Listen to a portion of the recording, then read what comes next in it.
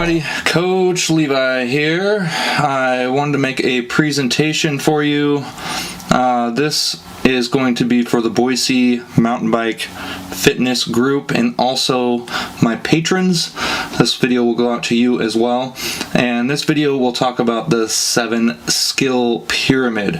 The reason I wanted to make a video like this is to help riders understand a clear path to progression.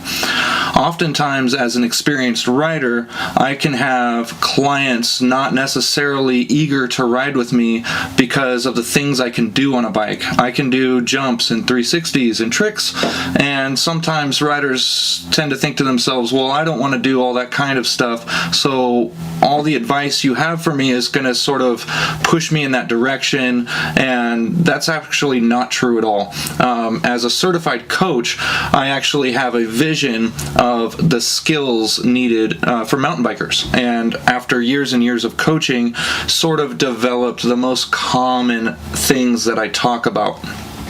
So this video's intention is to help you understand that clear path of skill building, to build a little bit of trust in me, the coach, and to understand that I'm not necessarily trying to push you to do no-handers and bar spins. I'm trying to push you to understand this and to work your way through it and past it. So today will be a little bit of a visual representation of the 7 skills.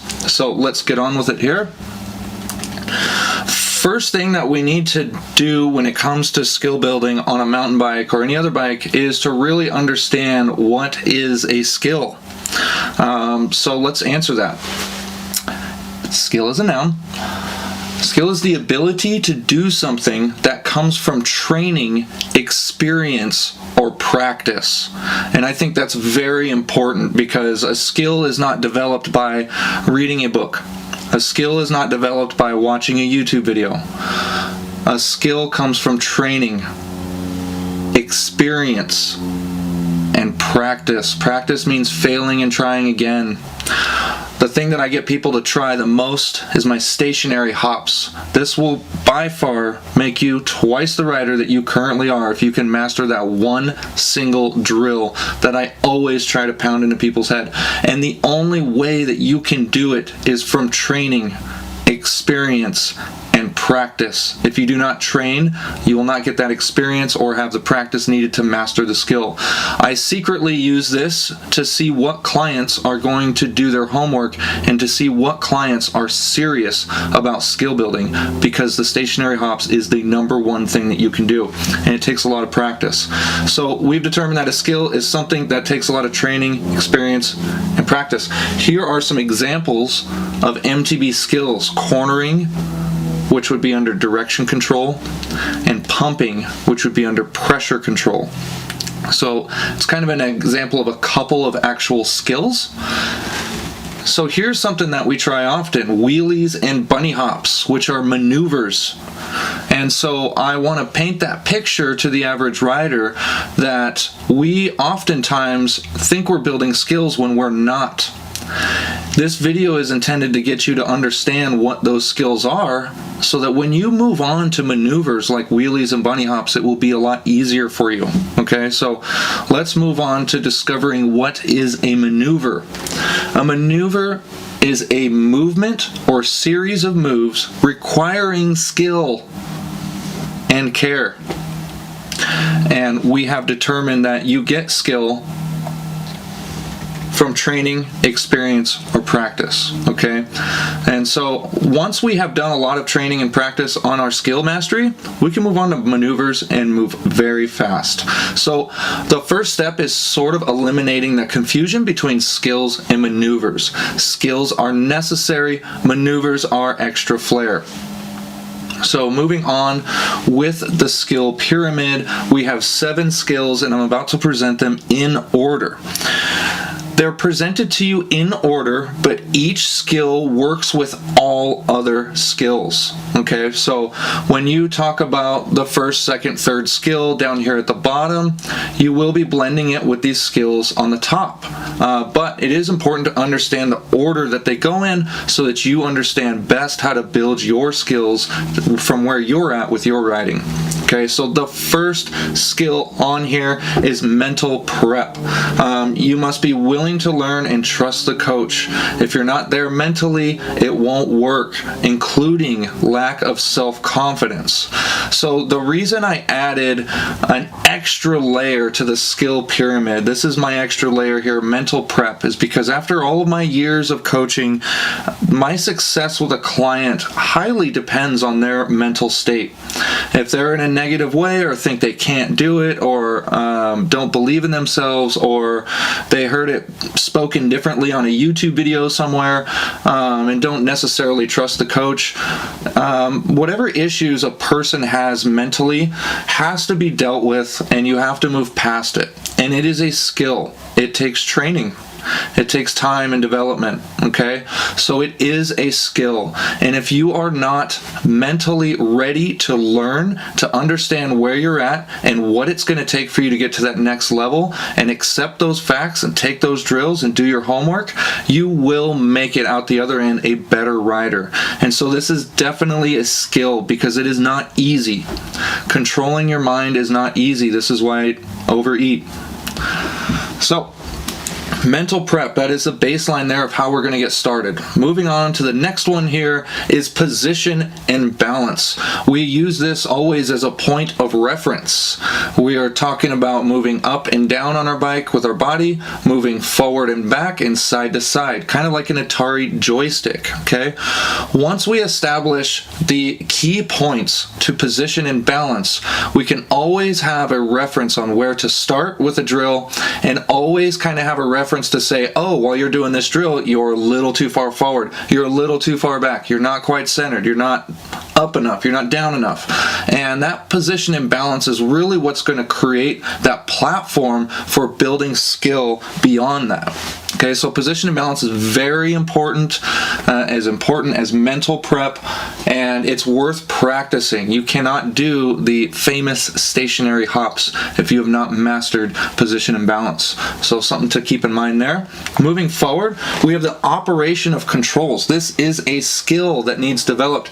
The most common one, I would have to say, is teaching people how to use their front brake more. As a person that teaches riders how to get better, I am mostly teaching beginner to intermediate riders. A lot of the riders in this category have a lot of fear of their front brake, and so it's up to me to sort of break all their fears, to sort of present them with some facts, and to get people to understand and also play with the fact that they can use their front brake a little bit more option, they can get good at it, they can build that skill, and therefore have better control over their bike, okay? So you can brake better with proper position and balance, with that mental prep, being able to understand and think about when you need to brake and things like that.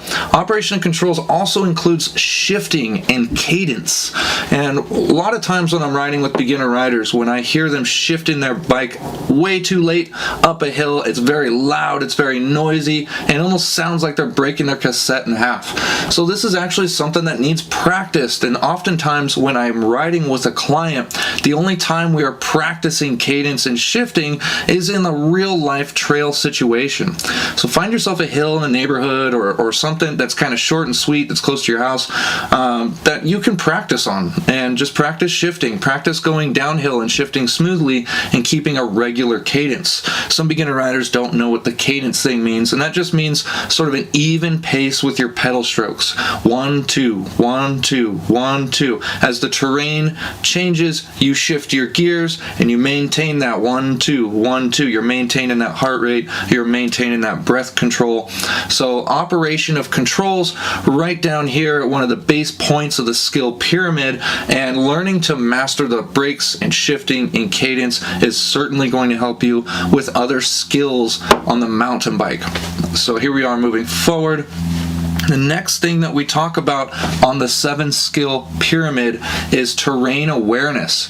Essentially, this is building an understanding of how your eyeballs can make you an incredible bike rider. Most people, a very common tip for cornering is, hey, keep your eyes up. Look towards the exit. If you're looking towards the exit, your head's facing towards the exit, your shoulders are rotating towards the exit, therefore your hips and knees and ankles are rotating towards the exit, and your bike has no choice but to go towards the exit. It all starts with your eyes. A lot of times you can increase your mental prep by having a better terrain awareness, looking a little bit more ahead on the trail so you know when there's bumps, when there's turns, when there's jumps, when there's logs or features to shred on. So a lot of this terrain awareness is essentially using your eyeballs to collect information to help you make better decisions on the trail. And this is worth practicing on the flat ground. You can set a little bump jump down on the ground and go over it at various speeds. You'll try to bunny hop over it at various speeds, and you'll notice your setup time will change depending on how fast you're going. And a lot of times we use our second nature to understand how fast we're going by using our eyeballs to see how fast are things coming past us, and things like that. We don't always eyeball our speedometer when we're riding the aggressive trail. So we lead with the eyes when we talk about terrain awareness. We also start talking about the next and now, which is extremely important when it comes to mountain bike riding. Every time you see a feature, you want to have looked at it twice before your front tire hits it. And what I mean by this is the first time you see it is you scanning down trail. And then you're sort of looking at the now, making sure that you're doing what you need to be doing in the moment. And then you're looking at that feature a second time right as you're approaching it and about to roll over it. If it's a little ditch, then that means you're going to perform a functional manual. If it's a little bump, you might do a front wheel lift, and you're better prepared to do such things if you've already seen it and this is your second time looking at it. So trail scanning, looking at the next, looking at the now, and going between the two as you're riding could certainly help you gather that information to help you become a better rider. Enough about terrain awareness. Moving up the ladder here, or the pyramid I should say, is direction control. Now, direction control is a very big topic. I'm not talking about just turning. How about moving forward? Moving backwards. When I move forward off the bike, I slightly lean forward with my shoulders. Most of you do the same thing. This is going to help you create forward momentum. So direction control is important to understand. It's not just turning. It is controlling the direction that you're traveling. So super important to kind of break that one down and have you develop a better understanding of what that is. Direction control, we look at the proper usage of the body. The bike doesn't turn by itself, so you got to use your body. We're looking at weight distribution, and not all corners are the same. There's different apexes, different lines, and different speeds when it comes to that kind of stuff. So having that terrain awareness to understand where the apex is in a turn, how fast are we approaching it, how much do we need to brake before the corner, how am I positioned on the bike, and am I in a mental state that's going to allow me to execute the rest of this for my direction control mastery. Moving forward is pressure control. Another thing about pressure control, very similar to direction control. A lot of times when you say pressure control, people think pumping, and that is what we call active pressure. Pressure control also includes passive pressure. I've spent a lot of my years riding a brakeless BMX bike in a skate park setting, and I have blown people's minds about how I can control my speed, not run into things, not run into other riders. And by having passive pressure control and essentially de-pumping, you can control your speed very, very well. I'm not saying take the brakes off your bike. I'm just saying that was a way for me to open my mind and build a complete mastery of how pressure control can benefit your riding. If you want to go faster, active pressure control through rollers and bumps will increase your speed. If you want to maintain your speed, then you're going to be very passive through it. And this is a classic one here, but a lot of people, when they try to learn how to pump, they have the wrong timing. And so therefore they lose speed more than they gain speed. The trick here is to master pressure control, and you can actually pump at the wrong time on purpose in order to slow down without using so much brake. So pressure control is a very amazing world to be in. It's another encouragement for speed. If you do proper pressure control on the flat ground with my popular drill that I call slalom pumping, you can actually generate speed without even pedaling your bike. So pressure control is an amazing thing to wrap your mind around, and I think that at this point in the skill pyramid, your trail riding experience experience will be completely different. So pressure control is a huge one there. And let's move on to the top of the pyramid here, which is timing and coordination.